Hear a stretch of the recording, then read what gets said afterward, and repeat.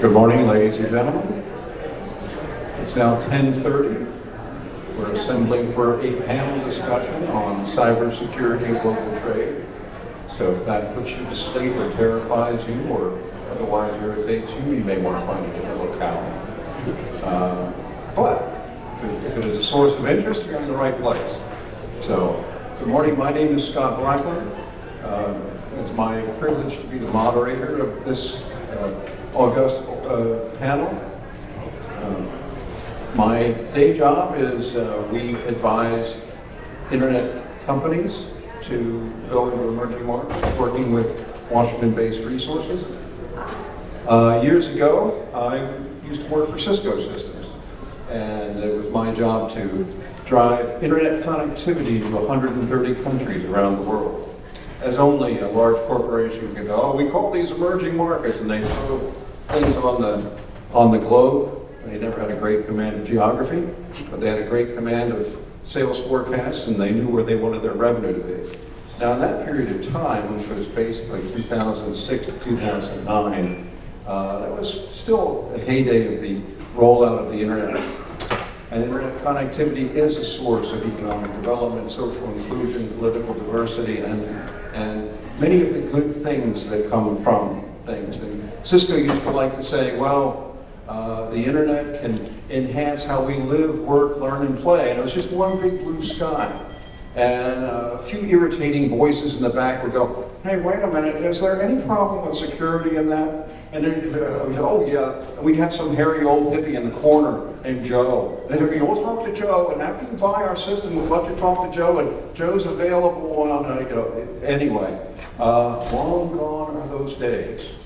So the phenomenon of cybersecurity is such that the internet is not extended at all without a thoroughgoing integration with cybersecurity solutions and a mature understanding of these threats.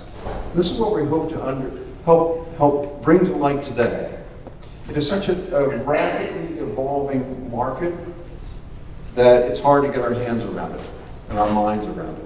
And so we're trying to do that today. We have with us practitioners, regulators, and shall we say, trainers or ameliorators of our ignorance, at least my ignorance, when it comes to that.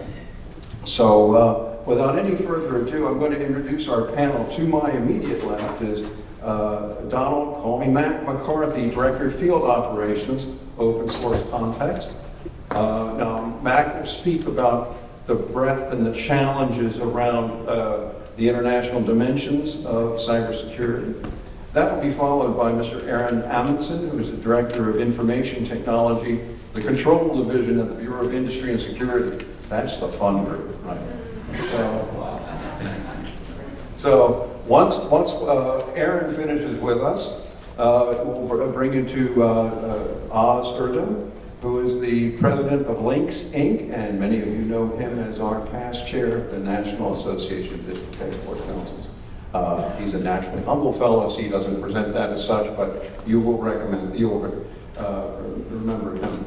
And lastly would be, but not least certainly, Ms. Shalon Simmons, Managing Director of Secure Global ICT LLC, who also has a very mature appreciation of the challenges and the mitigating factors around establishing security for your own company, but also every aspect of the cybersecurity experience.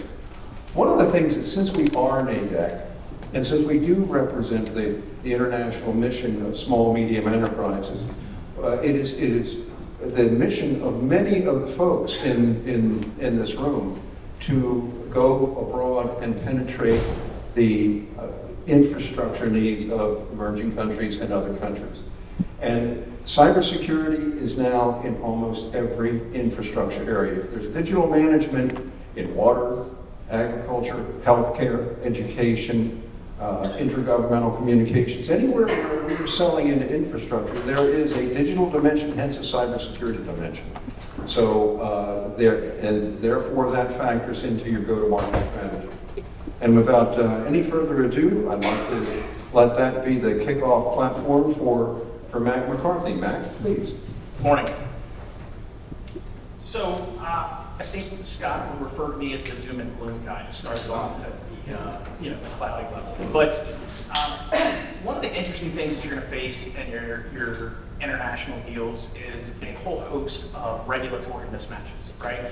We've got European GDPR laws, we've got California consumer privacy laws, and a whole host of everything in between. And these don't necessarily match with each other. They're not designed to align with each other. And how do you sell something, or how do you work in a market that has these misaligned strategies? Well, then we'll complicate it a little further. We've got trade groups and industry groups that like to push other regulations and requirements, such as the PCI DSS STIGs that come across with taking credit cards. And those regulatory requirements don't necessarily always intermix with the government regulatory requirements, especially if you're selling in controlled or classified environments. They have very, very strict standards on what type of encryption can be used, or what methodology to move data that can be used, that are oftentimes competing with these industry group regulations, because obviously government regulation moves at the speed of government, where the industry regulation moves much more in a kind of, I would call, a medium pace at the speed of industry. And then you've got the third complicating factor, which is every time you go to a trade show, doesn't matter what industry you're in, whether it's healthcare or finance, you're going to have a whole host of cyber companies that have decided that they want to present to you there, and they're going to be using all kinds of buzz terms, and they're going to have the latest, greatest whiz-bang, blinky-light box that's going to solve all of your problems. And in some ways it might. However, it may not be compliant with your trade group regulations. It may not be compliant with your government regulations. And even though it may be more secure, it doesn't matter if it doesn't meet that compliance set. So this can become a real challenging. If anybody remembers the game Frogger, right? It's kind of like trying to get all the logs to line up so you can press the up arrow in complete succession to get Frogger onto the lily pad. It's very challenging. We have a whole host of ways to start mitigating that, and some good news, and other people are going to talk more about it, but one of the things that we have with the internet, obviously, is global reach. It's also one of the common threat that we have. It's no longer that the Russians can only reach into Ukraine, or the Russians can only reach into Finland because they're next door neighbors, right? The internet, they can reach anywhere. The Chinese, anybody that's a threat actor. We look at the African threat. Business email compromise has been an absolute huge killer of the U.S. economy. Billions and billions of dollars every year get transferred out through fake wire transfer and scams like that, primarily running out of Western Africa. So what used to be a somewhat isolated market has not only allowed you to go and do business anywhere, but it's also allowed criminals to bring all of their threats to you very easily. But that can help in the fact that e-commerce in China and e-commerce in Great Britain and e-commerce in the US are relatively the same. There are some cultural differences. The language on the buttons are a little bit different. But overall, it's kind of the same platform. Put your credit card in, buy your goods, do what it is, and you're hosting and facing those same threats. So we're actually able to reduce cost and complexity of implementing cybersecurity solutions, because much of what Britain needs to secure their environment, the US needs as well, and Africa needs. So that's a great part. And the other interesting thing, and people are going to talk about this too, is that we move to this nature of the cloud. So GDPR says that European data has to stay in Europe in most cases. Well, that used to mean that you had to go lease a colo center in Europe and redeploy all of your infrastructure over there and do your apps. And with the advent of Amazon Web Services and Microsoft Azure, DigitalOcean and clouds like that, you're readily able to actually spin up infrastructure, whether you own it or lease it, and a complete different location, replicate your apps relatively quickly and your business operations relatively quickly, and much more easily contain and do business within those regulatory compliances. So with that, I will pass it over here to Mr. Aaron.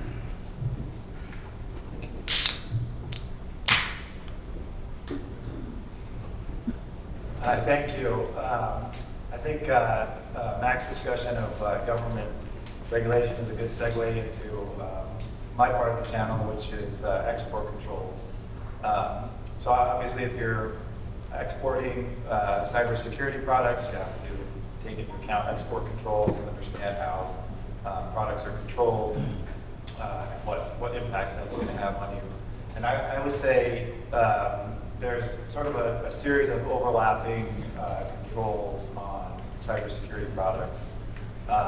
And this is mostly because there's not one part of the regulation that has a good that specifically discusses penetration testing products or firewalls or vulnerability scanners. Instead, there's just different functionality that is on the control list that you often find in cybersecurity products, and you have to see if whatever product that you have has that functionality. So that does make it a little more less straightforward. The other thing I would say is that if you are operating in multiple countries, if you're exporting from other countries outside of the U.S., the controls in this area will probably look very similar in many other countries, and that's because a lot of the controls in this area are done by a multilateral arrangement called the Boston Arrangement. It's a group of 41 countries that all get together every year, and they decide to control the same thing. So they decide what to add to the list, what to take off the list, what to change. That's on the list currently. So all 41 of those countries, including the U.S., all agreed to adopt the same controls. And then in addition to that, there's some countries that are not actually members of the regime, but that adhere to the same control list. So there's a lot of countries out there that have almost the same controls as we have here. So on the slide that we have up here, I put kind of the most common areas of export controls that apply to cybersecurity products. So the first one is Category 5 Part 2, which controls products that have encryption functionality. So any kind of cybersecurity product that uses encryption for data confidentiality purposes could get caught by that. And then cryptanalytic items, the type of product that we consider to be cryptanalytic most of the time is password guessing. So you could have like a forensics tool, for example, and one of the ways it tries to get into a computer is to guess the password that's needed to unlock the computer. So that kind of thing is controlled. We consider to be cryptanalytic and controlled in Category 5 Part 2. The next one is 5A980, which is we call it our surreptitious listening controls, and that is items whose primary function is to intercept live conversations without the participants knowing about it. And that can be anything from like very simple tools like a microphone in a children's toy to more sophisticated government surveillance type products. And those are actually among the most controlled items on the control list. Those items require a license everywhere in all countries. There's no license exceptions available, and we only approve licenses if it's for a U.S. government program or it's going to a telecom service provider for lawful intercept purposes. So you could, for example, you could have a pen testing tool or something like that includes the capability of intercepting live conversations, things like that. So that's a potential control. That control, that 5A980 control, is the only one on this list that is not a multilateral control. So that's a U.S. only control. So many of the things there you're not likely to really see in other countries.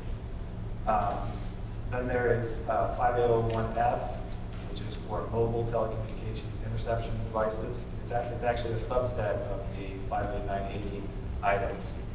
So that's for tools that are basically able to intercept cell phone conversations. And that is also controlled the same. It's under our surreptitious listening control, so worldwide licensing requirements and licenses just for U.S. government programs and telecom service providers. And then the last control that is in this area is a new rule that came out that became effective in March 7th of this year on cyber tools. And this control, some of you probably know, has a long history that dates back to 2013. It was quite a lot of work to get this implemented. If anybody wants to hear the story, I can tell you. It took almost 10 years to get it implemented. And this is primarily a control on penetration testing products, basically. It's penetration testing products and then technology for developing malware.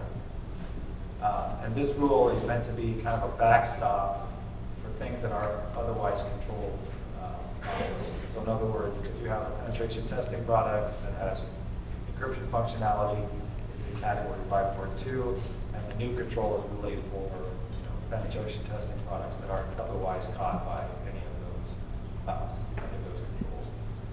So if you're trying to export any kind of cybersecurity product, I always think if you're not the manufacturer, the easiest thing to do, of course, is to contact the manufacturer, and most of the time they can tell you, where it falls on the list, then from that you'll be able to determine if you need a license or where you can send it and can't send it. If you're the manufacturer or you call the manufacturer and they say they don't know anything about export controls, which I'm sure happens quite a bit, then you might have to do the analysis yourself. And just so you don't think that I'm all bad news, I will say that in most cases you can export most of these products without having to get a license. So these items actually only require a license to certain destinations, sometimes to certain types of end users, but most exports of these items can go without a license. I think the challenge is really finding where it falls on the control list. But once you figure that out, there aren't that many licensing requirements on these items. And then the other thing about the control list, just to remind people to not forget about ITAR controls in this area. There are some ITAR controls on pen testing products that are designed for intelligence purposes. So if you're dealing with foreign governments, if you're doing consulting work for police agencies or military agencies, or customizing products, it doesn't necessarily mean you're going to be caught up in the ITAR, but it's always good to check to make sure. So that's kind of if you're doing a traditional export, that's kind of where you would look. If you're operating on the cloud, there's a couple of other potential considerations in there. For example, if you have pen testing tools, you're operating on the cloud, doing pen testing from the cloud. If you have cybersecurity products that people can download from the cloud, or you're storing controlled technical data on the cloud, you also have to take into account the cloud computing scenarios. And the issue with cloud computing, from an export control perspective, is really that the definition of export, the traditional definition is, you have something in the U.S. and you send it outside of the U.S. That's an export. And of course, today with the internet and cloud, it's kind of a old definition is difficult to apply, because you could send, somebody on this end of the room could send an email to somebody on this end of the room, and it goes through 3 different countries, and you have no idea. So that traditional definition of export is a little hard to apply in the cloud context. And so what we did was, over the course of several years, basically between 2009 and 2016, we came out with a series of carve-outs from that traditional definition of export. So we said, took a particular fact situation, and we said, okay, even though that is somebody is sending something from the U.S. to another country, in that particular scenario, we're going to say that's not an export. So there's 3 advisory opinions that are up on our website. I can give anybody more information if they're interested, that address some scenarios involving the cloud provider. So it tells the cloud provider, in these particular fact patterns, you're not the exporter in those situations. And then in 2016, we published this rule, which we call the end-to-end encryption rule. That's really gives a carve out to users of the cloud. And that rule basically says if you send controlled software or technical data using end-to-end encryption, we don't consider it to be an export until somebody actually accesses that information. So like, if you want to back up data, controlled technical data to the cloud, and you're sending it from the US to a server in another country, and you send it using end-to-end encryption, then we don't consider that to be an export. So when you're dealing with cloud scenarios, it's always good to check first to see if what you're actually doing is actually an export, consider it an export, and then if it is, then you have to consider all the other regulations. So that's it for me. Thank you very much. I'd like to turn that over. And before we do that, we've had a few terms that have been dropped that may not be familiar to everyone here. They mentioned, I think both speakers mentioned penetration testing. That sounds rather ominous. Could Mac or Aaron, could you address why that is a growing field and what that actually means? Sure. So depending on your trade or government requirements, such as things like GDPR or PCI DSS, you have to undergo an audit and a provable audit to show that you've met the controls. So if I'm going to store credit card information or process credit card information, I can't just say, yeah, my vendor told me it was encrypted or it was secure, we're good to go. I actually have to be able to prove that that's done. And to do that, generally you'll hire an external firm, and there are tens of thousands of them. They range from little small tiny businesses like Trusted Sec or Binary Defense to giants like E&Y and all of the big four consulting firms have these practices as well. And each of them have their own little niche piece, but ultimately they will try and break your network. And in most cases, they're going to be very successful in doing so. And the mitigating, and the remediation takes place, gets you to your compliance piece. In doing that, it's the same techniques, the same technologies, the same mindset that a Russian GRU agent would have trying to penetrate the network. Thank you. Yeah, and I'll just add to that the penetration testing tools kind of came, I think, on the government's radar around the time of the Arab Spring 2012, 2011. I think there were some tools that were found, like in Libya or other places, that were used, for countries to spy on their own citizens. So from a government point of view, the human rights component to this as well, which is that these tools are often designed for defensive purposes, for people to make sure their networks are secure, but sometimes they can also be used in the wrong hands for breaking into other people's networks, political dissidents, and that kind of stuff. So there's also government, human rights, and national security interest in making sure that these tools don't go to the wrong. I think something to kind of remember about cybersecurity as a whole, the overarching tech to that is any practitioner or engineer in the cybersecurity world, their job is to break the privacy of the users on their network. And not in a malicious or an intentionally ominous way. They have to strip away some of the privacy to ensure that policy, regulation, functionality is intended as it is. And because of that, those same tools, the same processes, those same techniques that are used to violate in a very controlled and intent manner are easily used for the opposite side the exact same. That's, I think in the business, that's called ethical hacking, if I'm not Yes. mistaken. Okay.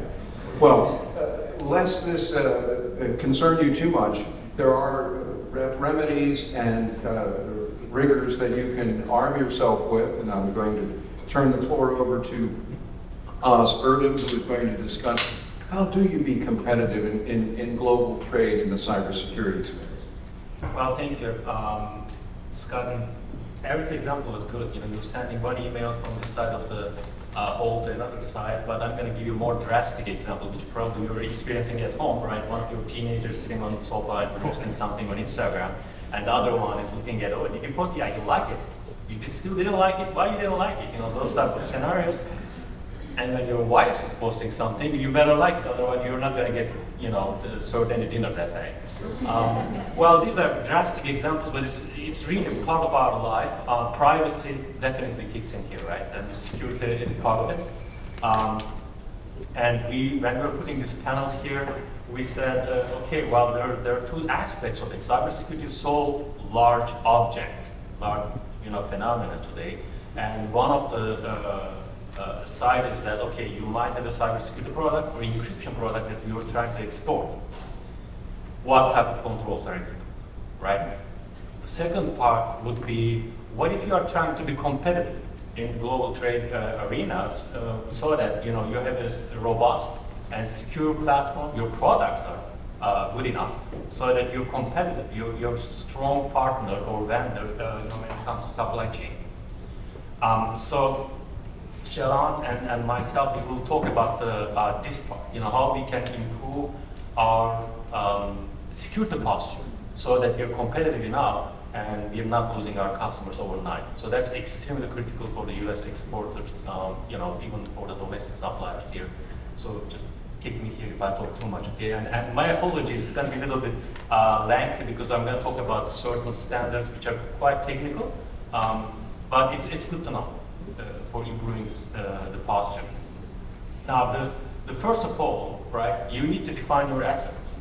So what are your assets when it comes to cyber, when it comes to information? Where do you keep your information? Where do you know, keep your intellectual property? It might be yours, it might be your customers. So that might be information, that might be a system, right, that is containing the information. Any type of a device which contains the information that we're talking about, cyber or not, or the printed documents.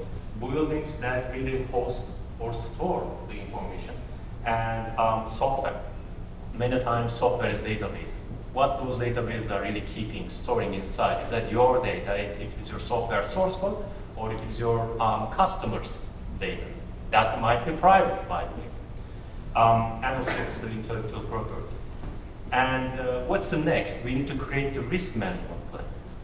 What's the risk management plan? Well, we identify the vulnerabilities, we identify the threats, and we identify the impact when something happens to that particular information that we're talking about. So for instance, if you approach from the physical security perspective, if your building facility door is not strong enough, it's a vulnerability. What's the threat? Burglary from there and then theft of the IP, right? For some of the documentation that you have that's critical to you. Well, impact is, you know, you calculate the impact and you create a risk management matrix. And based upon that matrix, you say, okay, I'm accepting this risk, or I'm deferring to someone else, I'm mitigating this risk. You know, you define your scenario, what you want to do about that. So, you know, at the end of the day, what we're trying to achieve here is a risk mitigation plan should be in, you know, in written, in the form of procedures and policies, and it has to exist, not to sit on the shelf, but you're actually implementing it in your workplace, in your company products and operations. So I don't know how many times we're going to stress this enough, never enough, the policy and procedures. Policy and procedures are the backbone of any type of compliance standard when it comes to cybersecurity, information security management systems. So you need to have a management buy-in, you need to have their full support, you need to have you know, some level of group or individuals identified for this job, taking care of that cybersecurity responsibility at the highest level. It's just like the export compliance program that you know, Erdem and the BIS always you know, emphasizing. You need to have that the full management support at the top level, at the C level, so that that shows the level of priority in the company. Now, consider regular vulnerability assessments and the penetration testing. So we talked about that, but you can outsource it. You can have another company doing it for you, or You can invite the consultants, contractors, or you can have a full-time employee doing the regular vulnerability assessment so that you know what assets are under threat, what are not, and if the asset is something really low value, you might probably ignore having the vulnerabilities there. The other thing is cloud hosting. So do you have a data or do you have an intellectual property, let it be yours or let it be customers, information. If you're using cloud service providers, you certainly would like to see that that company that you're using has certifications, cybersecurity certifications, information security certifications, and you are receiving that certificate and making sure that they are robust enough, that they are taking care of your data there. There's some concept that you probably heard from Mac, the PII, the personal identifiable information. That's the private information that we are talking about. There's the California law, there's GDPR, they are specifically focusing on the PII. So when it comes to PII, it goes hand in hand with the privacy laws. They go hand in hand with the cybersecurity laws, and it's very critical that cloud service provider is keeping proper, right? Because they are the PII controller or PII processor. Supply chain, right? How you can secure your supply chain, because for your company to be competitive in the global marketplace, you need to make sure your supply chain is strong enough. Not only you are able to provide your products on time, on schedule, but also, your vendors, your own suppliers are strong enough. So you would like to have them to have some standards, certifications, and you just go ahead and ask for that. What type of information security standards that you're compliant with, send us a certification so that you will know that they're secure and robust enough. There are multiple compliance standards that I'm going to talk about very briefly, so that you're going to be kind of familiar with those. Your company should. There will not be a quiz on the standards. Yeah, 7 out of 1 on the passing scores, so we'll do that at the door when you'll leaving. There are too many, but let me give just a very brief overview for each. And at least one of them could be very good for your company or for your business to follow or get certification, or at least be compliant with them, even though if you don't want to get a formal audit, formal certification from the registrar or whoever is the organization doing that. For instance, ISO 27001 is the international one. That's mostly globally accepted compliance certification when it comes to ISMS, Information Security Management Systems. So it includes technical controls, regulatory controls, legal controls, a bunch of stuff, policy controls. And again, all these standards that you see on the screen are requiring policy and procedures, set of practices at minimum. And you need to implement those practices in your workplace. For instance, ISO 27001 would have 114 control mechanisms in 14 different families, and these are again globally known, globally accepted. You might hear this from your international customers that what's your status with the ISO 27001? You can potentially say or give 3 answers. One of them, I have no idea what is it. The second one is, yeah, we are compliant with it, meaning that you did, you address those requirements internally. You did not invite the ISO accredited, registrar to actually perform the audit yourself, so you declare yourself as compliant. Or your third option would be just calling the company and say that, okay, audit me. And then they're going to audit the facility, your product line, whatever. You define the scope, and that makes you actually ISO 27001 accredited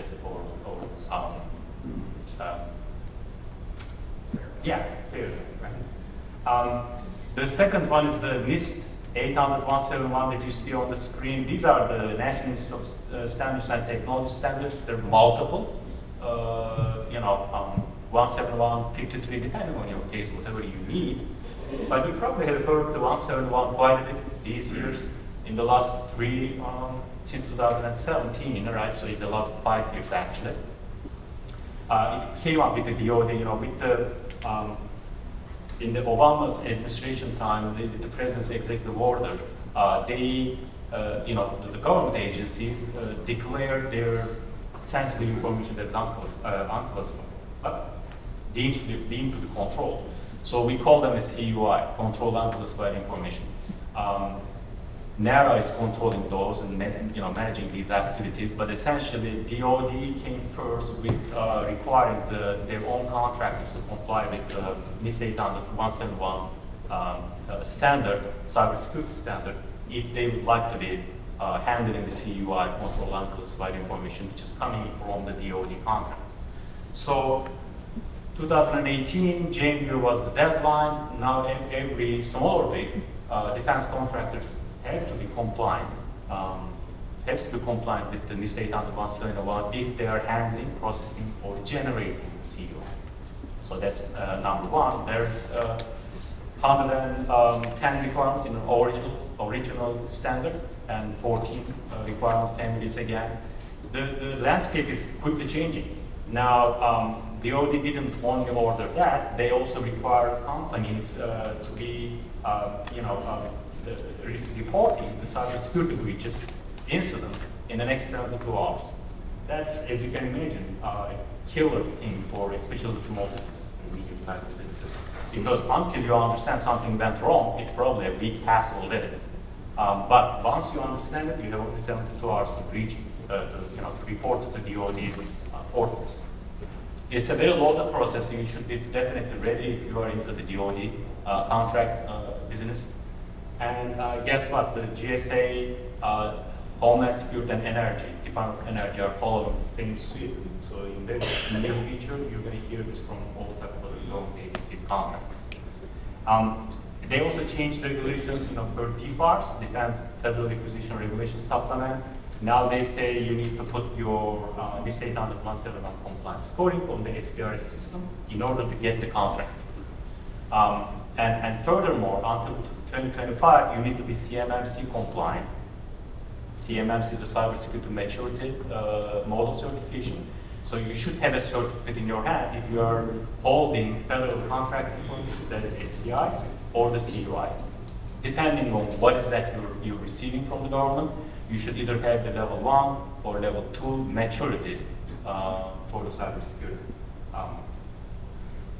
So PCI DSS is a completely different thing. It's a payment card industry standard, so there are lesser number of standards, but if you are holding or processing the transactional information or the cardholder's data, then you need to comply with the PCI DSS. That's PCI DSS counselors, and they publish those requirements to the businesses comply with. There are 20 sub-requirements there, much lesser than ours. Well, I'm not going to go over the 27701 GDPR. There's a lot more data prior related, so I'm going to just turn it over to Shalon. I think I've spoken enough. All right. Now, Shalon, you may be overwhelmed by what you've just heard, and Shalon is going to actually talk about an operational approach to how you manage all of these things, and then we'll have some time for a little bit of Q&A. All right. So I'm going to break it down to, okay, there's a lot of regulations. There's a lot of things that my colleagues have talked about, but what does a business need to do practically? So business impact analysis. Forget about the analysis part. Bottom line is, what keeps you up at night? So I'll give you an example. A web server, okay, to host your website. Do you think the impact is the same for Amazon or an ice cream company? They both have web servers. But if Amazon's goes down, that's going to affect their revenue big time. Ice cream company, not at all.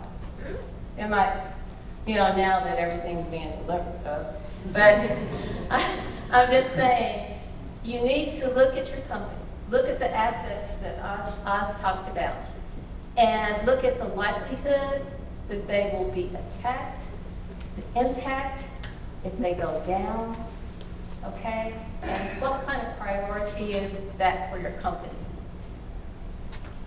You don't need to pay a consultant $1 zillion to do this. You could probably do this in 5 minutes. Just write down your assets, high, medium, low. The thing is, cybersecurity, the formal name of cybersecurity is information assurance. Your information is your assets. That might be data assets. That might be physical assets. What makes your company money? Okay, what are you exporting, etc. So, Oz talked about risk assessments, penetration tests.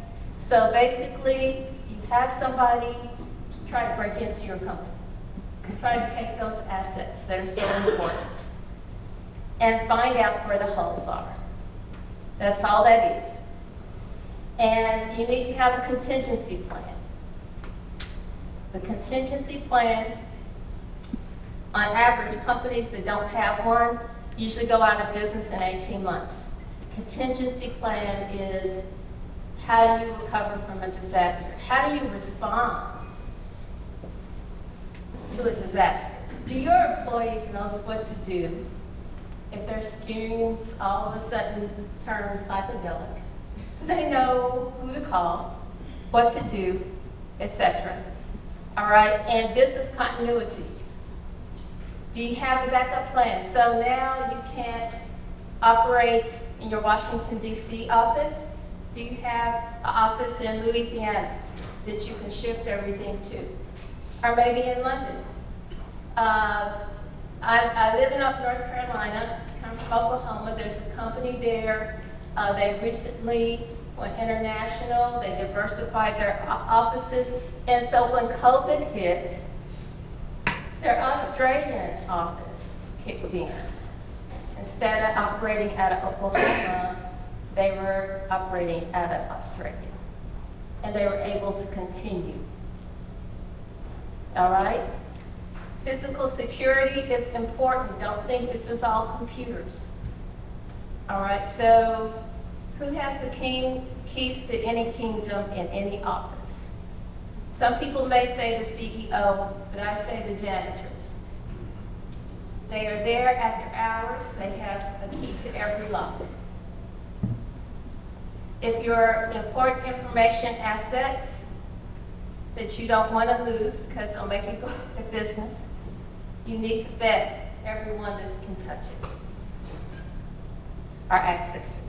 Social engineering. We've talked about, I think Matt talked about some of the issues that are going on now. Oh my goodness. You have your African prince, you have your, we have money for you, etc. But we also have, oh no, this is your grandson reaching out to you. I ran out of money. Help, please send money. Or I'm so in love with you, etc. It's multi-million-dollar hacks. Social engineering is not just email, it can be a phone call, it can be on site. Some nice, sweet, innocent person, or I know we have gentlemen in the audience. You see some very sweet young lady with all these boxes. She's trying to swipe her card. She can't seem to swipe it. You have a card, so you swipe it and you hold the door open. Socially engineered. All right? Training is very important. Yes, it is. So you just spent $1 billion on all these things that my colleagues just talked about. But people are holding doors open. Or people are answering the phones oh, this is IT, I need your password because I need to reset. That $1 zillion you just spent means nothing, okay? So there's cloud service level agreements that we'll talk about in a second. Some people say, well, I can't afford all this IT stuff, and it's too expensive anyway. Let me just put it out in the cloud. I'm going to talk about cybersecurity insurance. You better know who's operating your cloud and how they're operating and how secure they are. You need to ask these questions. Oz did a really good job of talking about compliance. We talked about GDPR. Did you guys notice in like 2017, 2018, all of a sudden your bank and everybody else is saying, this is our new privacy statement, this is our new privacy. That's what those are about. GDPR, California, etc. HIPAA, PCI DSS. So PCI DSS and CMMC, they have special constraints. But I'm going to really quickly go over cybersecurity insurance because some people may say, this is too much trouble.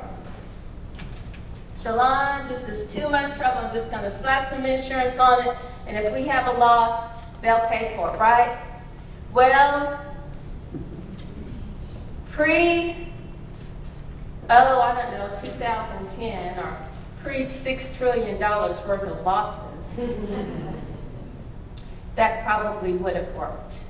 But now, insurance companies are tired of paying these losses, okay? And they have new rigor, and they are increasing rates. They have $6 trillion of what that's been reported. A lot of people don't report, and the costs are just going up, okay? So a friend of mine introduced me to a friend of his at Aon. Aon is a company that works with businesses, mostly large businesses, but also medium and large businesses. And cybersecurity insurance is huge. So, right now there's a trend. Ransomware is up over 300% since 2019. I think you all heard about this pipeline ransomware incident. I tell people, even though that was bad, I'm so glad that it was just a ransomware actor. They could have taken down that pipeline if they wanted to. They just wanted money. That's good, because they could have destroyed it. All right, because when ransomware occurs, that means they've got into your network, right?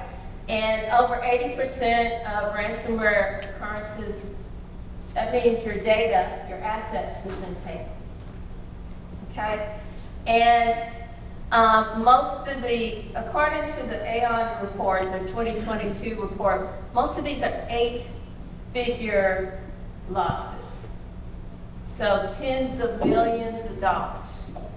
Like I said, insurance companies, they want you to prove now that you've done all these things that my colleagues have talked about. Their compliance standards are awful tough. Their compliance standards are awful. Oh my goodness, they are so much tougher. So the average business downtime, you know, we talked about business continuity, 23 days or 22 days, okay? So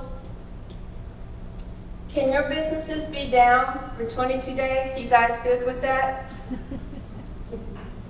No good. No good? All right, business continuity plan. All right?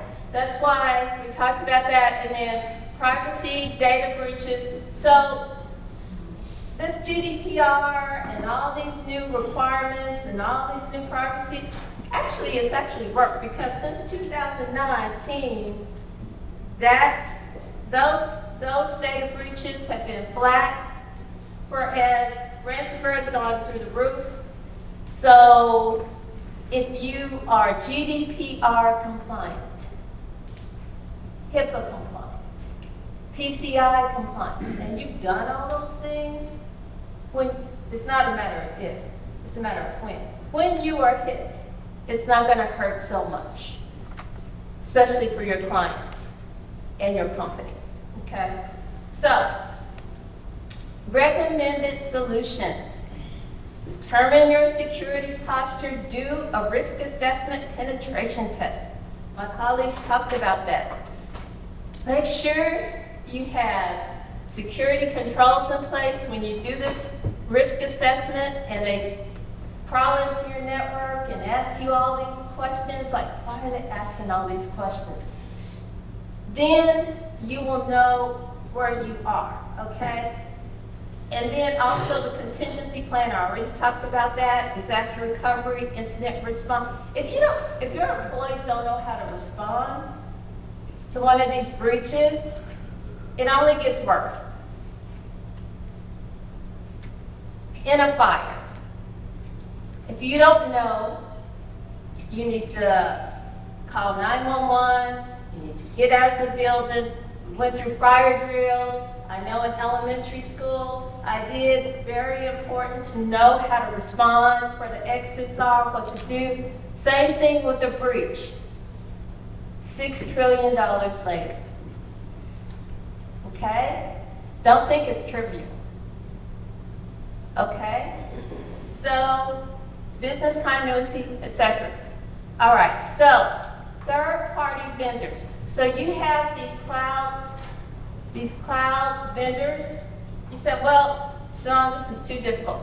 Let me just get one of these cybersecurity third-party vendors to watch my network and tell me if something has happened and it's been breached. That's a good idea.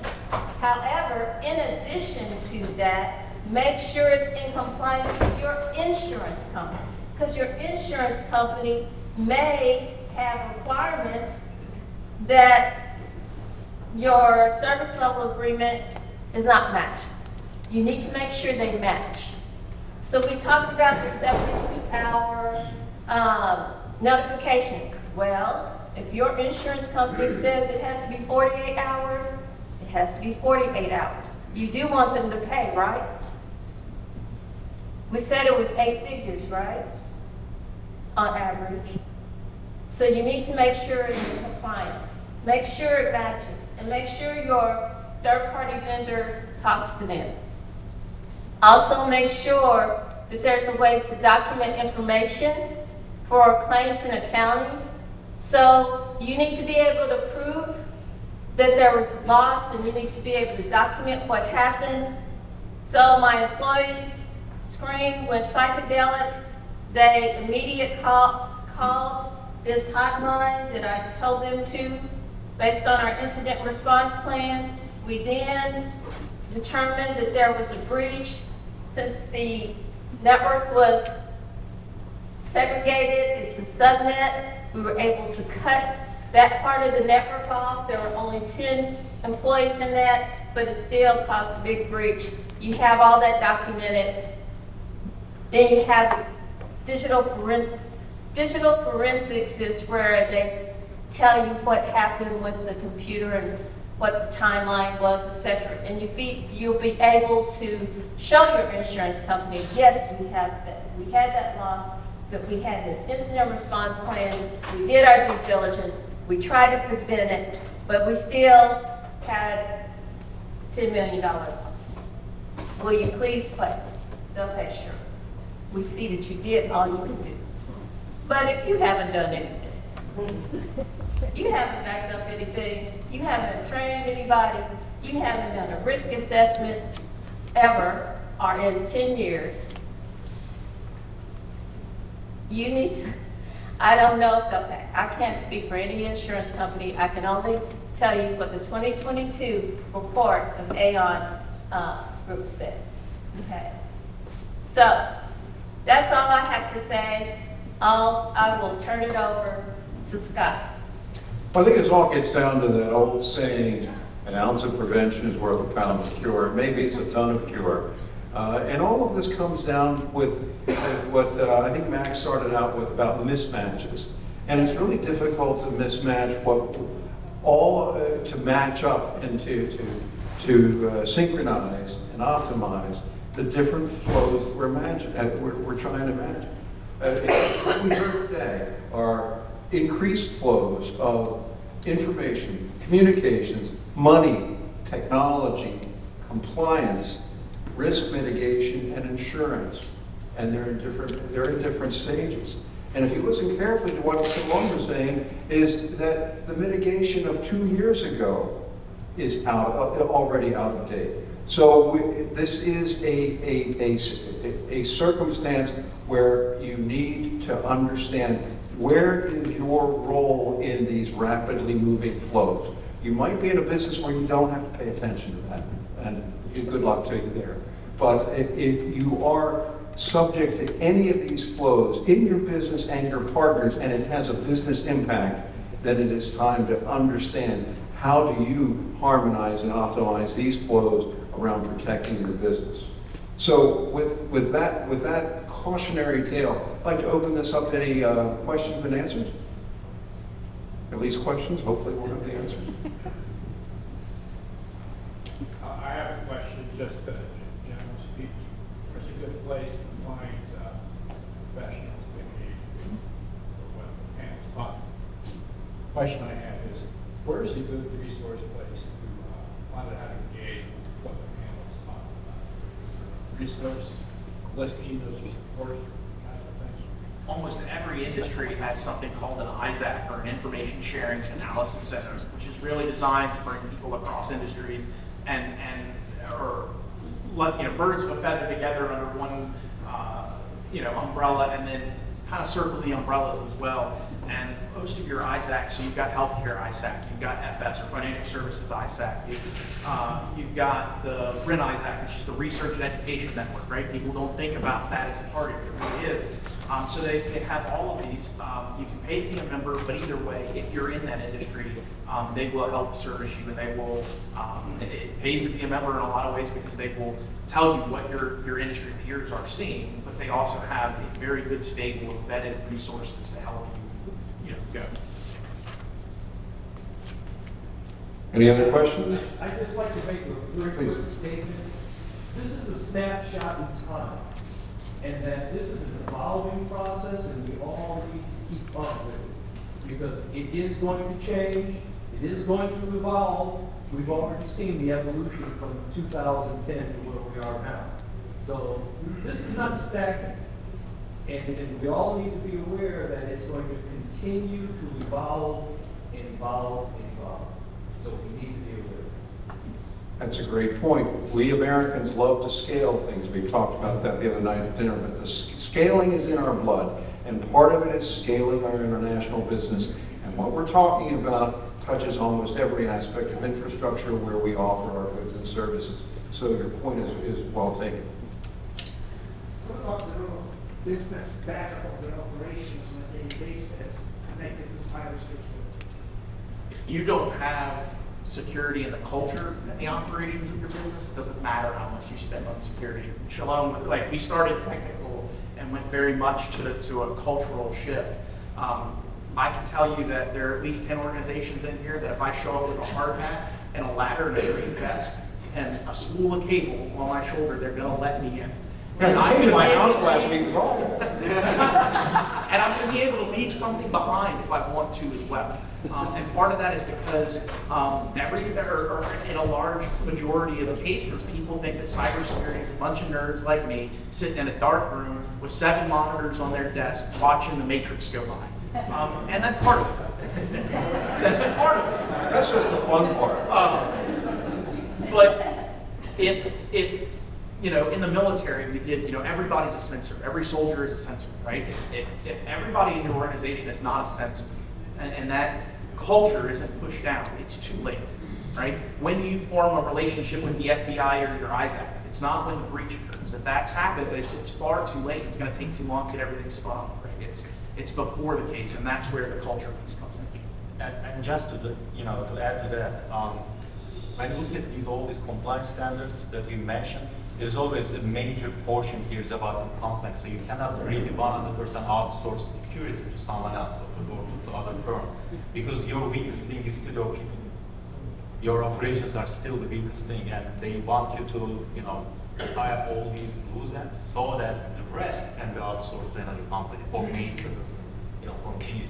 So, for instance, you can't say that all I'm handling is just the information of mine and somebody else's. Why don't I just dump all of this to the cloud service provider, get their certification, I'm done. It doesn't go that way because they won't be audited, you will be audited. Please. Just to follow up on the short mention of cloud, where data is housed in the cloud. And I didn't quite catch that. I understand the import. But where is the data in the cloud in terms of security? You have to know where it's at, physically located, or you don't care. There was a comment about that, but I'm interested. I mean, can it be in Germany? It doesn't matter, or does it matter a lot? It depends. Well, I'm going to address that. So there's something called a service level agreement. And you have a service level agreement with your cloud provider or whomever. And in that, there should be a cybersecurity element to it. Now, where the cloud physically is may change. Weekly or yearly, depends. They have backup sites that are geographically different, separate. But the main thing you need to worry about is your service level agreement. Make sure you have cybersecurity, and make sure you can prove that you required them to do X, Y, and Z. And that needs to match from insurance. And just that, it depends on what your customer is expecting from. It's all about that, right? We don't want to lose our customers, and if my customers or agency, their expectations and requirements are different. For instance, if it's a defense-related information that the CMMC requirement of NIST 800-171 says that you have to do a compliant system, meaning the servers must be in the US, and the US persons must be maintaining all of these things so that it's not leaked to the abroad. But on the other hand, if you're handling the export control information, but nothing so sensitive like the defense, then Erdem's team would say that, oh yeah, cloud service provider should have an end-to-end encrypted channels, so that from your browser here all the way to somebody else's browser, everything is end-to-end encrypted, even if it's hopping 5 cloud service providers. And also they can say, for some certain export control elements, you should not deliberately go to China, Russia, or something like that, in completely unrelated routes in terms of cloud service. But for others, not export control related, it's just like sensitive, etc. It might be fine to go to Germany, etc. But you just need to take a look at what customers are expecting from you. I'm sorry, we've been talking about flows, and unfortunately, the flow of time is an imperfect continuum, and it is ending right now. So, the lady and gentleman are here for individual questions and answers, but we have to yield the floor. So, thank you very much for this, and your excellent practice.